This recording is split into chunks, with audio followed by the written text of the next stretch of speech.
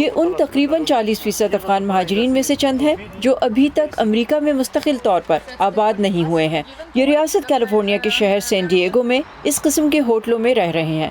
ہجار روشدی کریم کے خیراتی ادارے کائنڈ ہارٹس سین ڈیگو نے عید کے تہوار کی خوشی منانے کے لیے پناہ گزین بچوں کو تحائف دینے کے لیے رقم اکٹھی کی۔ It's their first Eid, it's their first Ramadan, as Muslims we only celebrate two. یہ ان کی پہلی عید ہے۔ بحیثیت مسلمان ہم سال میں صرف 2 تہوار مناتے ہیں اور امریکہ میں یہ ان کا پہلا تہوار ہے۔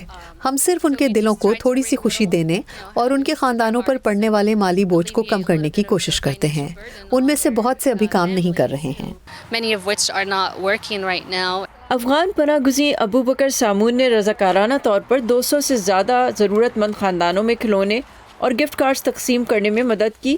وہ شکر گزار ہیں کہ سین ڈیگو میں ان کے رشتہ داروں نے ان کے خاندان کے لیے اپارٹمنٹ تلاش کرنے میں ان کی مدد کی۔ ان کا کہنا ہے کہ وہ افغانستان میں امریکی عہدیداروں کے لیے اکاؤنٹنٹ کے طور پر کام کرتے تھے، جس کی وجہ سے طالبان کے قبضے کے بعد ان کے خاندان کے لیے خطرہ پیدا ہو گیا تھا۔ یقینی طور پر سب سے بڑا چیلنج اپنی اس تمام زندگی کو پیچھے چھوڑ دینا تھا جو ہم نے ان سالوں میں افغانستان میں نئے سرے سے تعمیر کی تھی۔ کاروبار، کام کا تجربہ، ہماری نیٹ ورکنگ اور یقیناً آپ کا گھر، آپ کے گھر کی ہر چیز، سب کچھ پیچھے چھوڑ دینا بہت مشکل تھا۔ وہ اب بھی افغانستان میں کام کرنے والے غیر ملکی کاروباروں کو فاصلے سے مشاورتی خدمات فراہم کرنے کے لیے رات کو کام کر رہے ہیں اور پری اسکول اور ساتھ ہی میڈیکل بلوں کی ادائیگی کے لیے مزید 2 ملازمتیں حاصل کرنے کی کوشش کر رہے ہیں۔ میں ہمیشہ سے حوصلہ مند ہوں۔ مجھے ہمیشہ یقین رہتا ہے کہ بہتری کی گنجائش ہے۔ ہم جو کچھ بھی کر رہے ہیں ہم اس سے کہیں زیادہ، کہیں بہتر کر سکتے ہیں۔ میں ایک دن اپنی اکاؤنٹنگ فرم کھولنے کا ارادہ رکھتا ہوں۔ اس کے علاوہ اگر کوئی بھی دوسرا کاروباری منصوبہ مجھے نظر آیا تو میں ان مواقع کو ہاتھ سے جانے نہیں دوں گا۔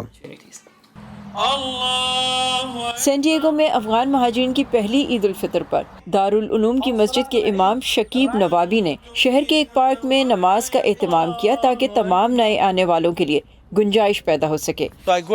میں ان کے پاس جا کر بات کرتا ہوں، میں انہیں صبر کرنے کی تلقین کرتا ہوں، میں ان کی حوصلہ افزائی کرتا ہوں کہ اس ملک میں آپ صبر و تحمل اور ساتھ ہی اپنے مقاصد کے لیے کوشش کر کے بہت کچھ حاصل کر سکتے ہیں۔